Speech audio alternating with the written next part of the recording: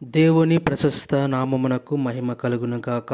ఈ ఉదయకాల సమయంలో మరొక మిషనరీ గురించి తెలుసుకొని ధ్యానించుకొని దేవుని నామాన్ని మహింపరచుకుందాం. ఈ యొక్క మిషనరీ యొక్క పేరు లైమాన్ జ్యూవెట్.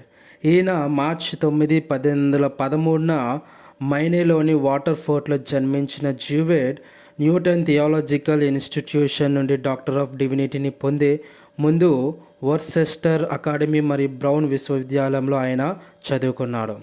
8 ఏళ్ల వయస్సులో అతడు తన తండ్రి పొలంలో పనిచేయడం ప్రారంభించాడు. పంట కోతకు సిద్ధంగా ఉండే వరకు వేచి ఉన్నప్పుడు అతను నేర్చుకున్న ఓపిక వాస్తవానికి దేవుడు అతనిని పరిచర్యకు సిద్ధం చేసిన మార్గం. 1843లో గ్రాడ్యుయేషన్ పూర్తి చేసిన తర్వాత అతను పరిచర్య కోసం శిక్షణ పొందడానికి న్యూటన్ థియాలజికల్ ఇన్స్టిట్యూషన్లో చేరాడు. ఈ కాలంలో అతను భారతదేశంలోని తెలుగు ప్రజలపై భారంగా మారాడు.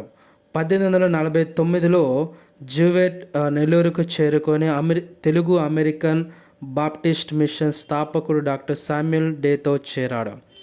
జ్యూవెట్ తెలుగు నేర్చుకోవడానికి ఎంతగా కష్టపడి ఉన్నాడంటే 9 నెలల చివరి నాటికి అతను నేరుగా తెలుగులోని బోధించడం ప్రారంభించాడు.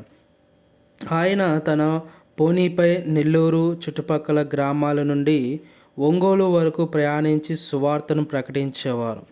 ఆయన భార్య finite జ్యూవెట్ Nellore boarding స్కూల్ను నిర్వహించేవారు.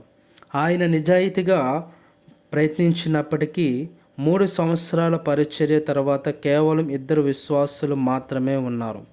American Baptist board Telugu మిషన్ను విఫలమైన ప్రాజెక్టుగా పరిగణించి తమ నిధులను బర్మాలోని ఇతర విజయవంతమైన మిషన్లకు మళ్లించాలనుకుంది.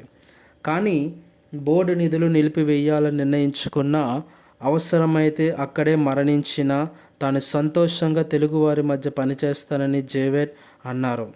నెల్లూరులోని ఉండాలనే జ్యూవెట్ నిర్ణయంతో ముగ్ధుడై బోర్డు మిషన్కు నిధులు సమకూర్చడం కొనసాగించడమే కాకుండా అతనికి సహాయం చేయడానికి జాన్ ఈ క్లాఫ్ను కూడా పంపింది. భారతదేశంలోని ఆంధ్రప్రదేశ్లో లైమాన్ జ్యూవెట్ మంత్రిత్వ శాఖ క్రమంగా అతని నిరంతర శ్రమ ఫలాలు కనిపించడం ప్రారంభించాయి. ముఖ్యంగా క్రీస్తు కోసం తాను గెలుచుకున్న కొద్దిమంది విశ్వాసులను దేవుని ఉత్సాహభరితమైన సేవకులుగా తీర్చిదిద్దాడు. వారు తర్వాత దేవుని రాజ్యం యొక్క వేగవంతమైన విస్తరణకు కారణమయ్యారు. తెలుగు బైబిల్ యొక్క సవరణ మరియు అనువాదాలకు కూడా జ్యూవెట్ ముఖ్యమైన కృషి చేశాడు. 1885లో దేవుని సేవలో సుదీర్ఘమైన మరియు ఫలవంతమైన జీవితం గడిపిన తర్వాత జ్యూవెట్ అనారోగ్యం కారణంగా అమెరికాకు తిరిగి వచ్చాడు. బలహీనతలో కూడా అతను 1897లో మరణించే వరకు దేవుణ్ణి సేవించడం కొనసాగించాడు. ఒంగోలులోని జ్యూవెట్ మెమోరియల్ బాప్టిస్ట్ చర్చ్ భారతదేశంలో మనం చూసుకున్నట్లయితే రెవరెండ్ జాన్ ఈ క్లాఫ్చే ఒంగోలులో అమెరికన్ తెలుగు బాప్టిస్ట్ చర్చ్ జనవరి 1, 1867న 8 మంది సభ్యులతో కూడిన చర్చి ఒంగోలులో ఏర్పడింది. 42 సంవత్సరాల తర్వాత వారు 1908లో జ్యూవెట్ మెమోరియల్ బాప్టిస్ట్ చర్చ్ అని పేరు పెట్టారు.